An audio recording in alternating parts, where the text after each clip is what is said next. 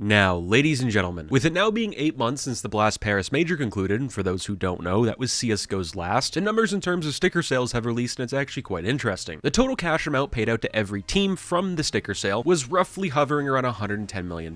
Why that's so interesting is just a couple years prior, it was as low as $11 million for the entire tournament. Now, this story and entire conversation has stemmed from recent Twitter, or now X threads, in regards to the Paris Major sticker sales, but also how it could affect future tournaments now here in CS2. Recently, HLTV also put out an entire article in regards to the sticker sales and how it could affect Valve's planning for future majors. Because of that, I want to discuss the possibilities of receiving more borderless stickers in the near future. That aside, there's also much else to discuss for today's video in the means of Valve's next sticker design, what we can expect for Counter-Strike 2's very first major in Copenhagen, which is now just 2 months away, as well as what this can mean for the game itself. Today's video sponsor is Skins Monkey. Skins Monkey is a buying and trading marketplace where you can trade off your old skins for something new. All you do is log in with Steam, then you trade the skins you no longer want to pick up the new skins you want to obtain. Any remaining cash from trading goes to your balance that can be used in any future trade. By using my code MANDO, you can get up to a free $5, and if you choose to deposit alongside using my code, you get a total of a 35% deposit bonus. With Skins Monkey's large variety of skins, they also offer daily, weekly, and monthly giveaways. If interested, it'll be the top of the link in the description below. Very quickly, I want to address the obvious. If you decide to go deep dive in this HLTV article or any of these Twitter threads in regards to the Paris sticker sales, you're going to see I'm probably 3 to 5 days late on this. This video is going on Monday, but this video was planned on Friday. I've had a lot going on in my personal life this past couple of weeks and just needed some time away from YouTube, but we should be back and ready to roll. Hopefully you guys understand. Let's get back to the video. Firstly, for today's video, let's discuss the headlines. What first caught my eye and made me see all this was actually a tweet from Jesus, or more so a quote tweet. This tweet sums up my thoughts, but also the reaction I'm expecting from a lot of you guys watching today's video. On January 10th, HLTV put out a tweet saying sources saying the Paris Major sticker sales exceed $110 million.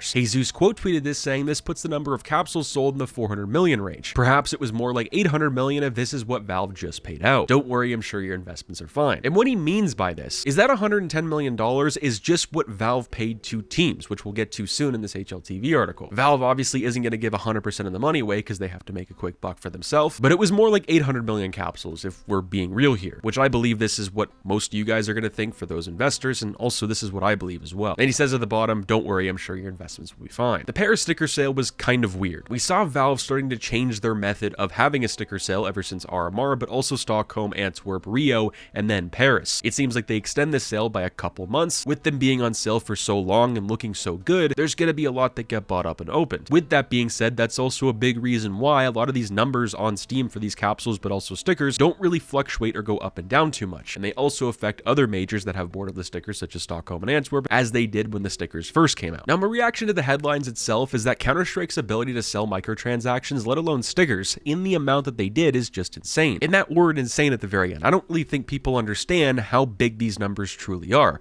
These are almost mobile game numbers in terms of sales. Not many games can get away with selling $110 million at the bare minimum. There's probably a lot more money involved, but that's getting paid out to teams, nothing else. There are some obvious things that did help out the sticker sales quite a bit. Number one, that being CS2's release, or just announcement, and the hype around it. But playing devil's advocate to this is my opinion. We look back to Stockholm, Antwerp, and even Rio, numbers were already high from that point on. People were happy and just excited that borderless stickers were back, let alone looking pretty good actually. Source 2 aside, every year even before Counter-Strike 2 released, the game becomes more and more popular, driving up the player count, but also driving up sales, that being for cases and just microtransactions across the board. In today's video, including stickers. With numbers being such a big part in today's video, it makes me think, could CS2's very first major in March Copenhagen, could they have borderless stickers yet again? Now, this would be the third time ever since Katowice 2014 that we had borderless stickers, but also stickers that look so similar in such a short time span. Could also be a problem for the market itself. Now, I actually have two answers to my question that I asked. Number one is no, not really. Valve wants to mix things up, make things new, make things feel refreshed inside Counter-Strike 2. But on the other side of things, with limited content such as microtransactions for this past year, let alone maybe 2 years, Valve has to make a new cash flow. Yes, they're making a lot of money from cases and pre-existing things on the shop, but they need something new, just like any other company would. If I was in Valve's shoes and had their eyes, I would see this as a great way to make up for all the lost potential profit, and also to capitalize in CS2's first major. That's just an idea, that is speculation, just something you should probably keep in mind. Now, with my spiel out of the way, I now want to check in with this recent HLTV article that all this is all coming from. Headlines are saying the Paris Major sticker earnings exceeded $110 million.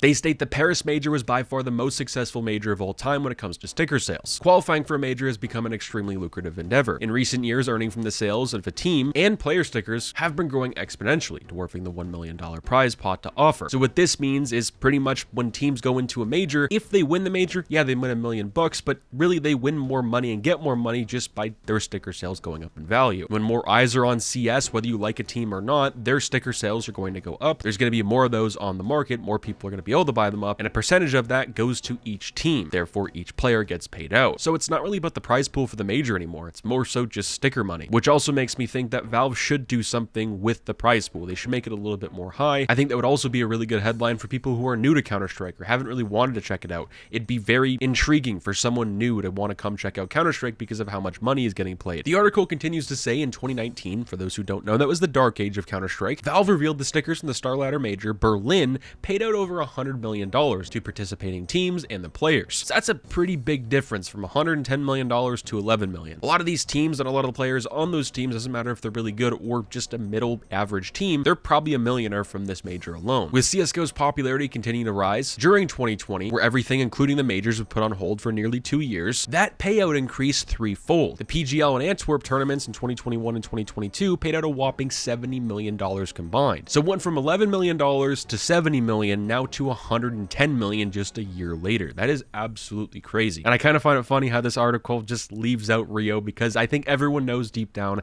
that the Rio sticker sales didn't do good. One, because they didn't look good, but that major wasn't that fun to watch, if I'm being honest. Now, if you guys want to continue to read the article for yourself, go for it. It's in the description down below. I actually suggest you do. This is actually a really good article, let alone HLTV always puts out some very good information. Concluding today's video, I'm going to go back to a topic at the beginning of the video of what I think the first major for Counter-Strike 2, that being in March Copenhagen, what those stickers could look like based off of what we know from the Paris sale. Because they were so successful and Valve needs to find a way to make up for that lost profit and lost potential profit during Counter-Strike 2's release, I think we could see the obvious going back to a borderless sticker like we saw in 2014, then continuing on in 2021, 2022, and now 2023. But there's some concepts from Arco Digital that I think are very likely to happen, or something around the lines of this for Counter-Strike 2 in 2024. We have this very first design or concept up here from Arco Digital. Once to him, links will be down in the description below. He puts out skins almost weekly and they're incredible. I suggest you go check the guy out. This looks like Atlanta 2017, but also Boston 2018. They're good looking stickers. I don't think people would complain too much. I think these would make really good money, but I don't think they'd make the same amount of money as a borderless sticker would from 2023 per se. And the second one up is something he created just a couple years ago, I remember, because I talked about it in some of my videos, but just like how Valve reimagined these stickers from Katowice 2014, what if they did 2015? Because 2015 doesn't get as much love, but does get the hype because it's just the Katowice name, but also looks semi-similar, especially with the holo effects. I personally think these would also sell very well. I think Valve could really go either way here for the major, but at the end of the day, we won't really know until, well, they release. Let me know what you guys think down below. If you guys enjoy these market so videos going back to the roots of the channel, let me know what you guys' thoughts are. I'll catch you guys in the next one. Stay positive, stay sexy. I'm out, guys.